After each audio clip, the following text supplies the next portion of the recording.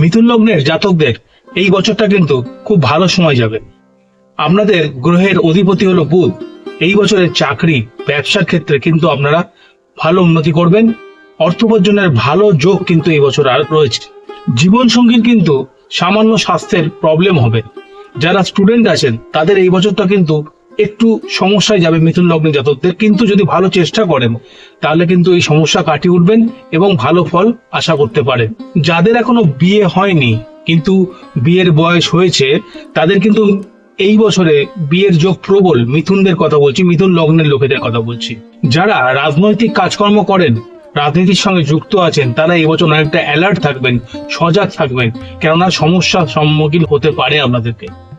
আর যাদের পুরনো কাজ পেন্ডিং আছে, সমস্যা চলছে অনেক দিন ধরে, এখনো সমাধান হয়নি, তাদের কিন্তু এই বছরে সেই পুরনো আটকে যাওয়া কাজটা কিন্তু সম্পূর্ণ হয়ে যাবে। ভিডিওটি যারা দেখছেন তারা অবশ্যই চ্যানেলটিকে সাবস্ক্রাইব করবেন, আমাকে ফেসবুকে ফলো করবেন এবং লাইক দিতে ভুলবেন না।